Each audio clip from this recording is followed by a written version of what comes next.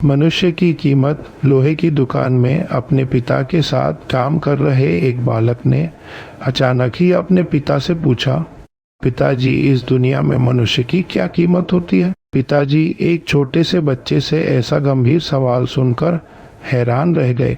फिर वे बोले, बेटे, एक मनुष्य की कीमत आंकना बहुत मुश्किल है।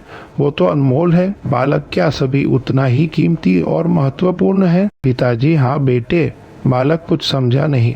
उसने फिर सवाल किया, तो फिर इस दुनिया में कोई गरीब तो कोई अमीर क्यों है?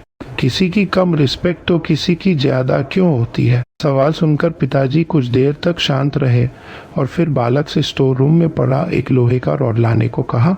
रॉड लाते ही पिताजी ने पूछा, इसकी क्या कीमत होगी? बालक, 30 रुपए। पिताजी, अगर मैं इसके बहुत से छोटे स्टिकर बना दूं तो इसकी क्या कीमत हो जाएगी? बालक कुछ देर सोचकर बोला, तब तो ये और महंगा बिकेगा।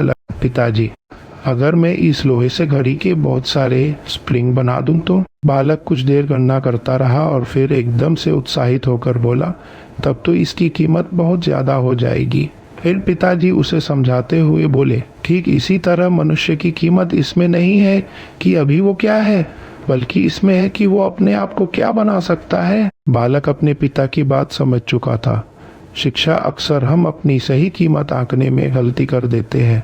हम अपनी वर्तमान स्थिति को देखकर अपने आप को बेकार समझने लगते हैं, लेकिन हम में हमेशा अथाह शक्ति होती है। हमारा जीवन हमेशा संभावनाओं से भरा होता है।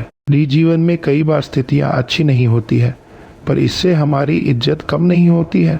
मनुष्य के रूप में हमारा जन्म इस दुनिया में हुआ है। इसका मतलब है हम बहुत खास और महत्वपूर्ण हैं। हमें हमेशा अपने आप को सुधार करते रहना चाहिए और अपनी सही कीमत प्राप्त करने की दिशा में बढ़ते रहना चाहिए।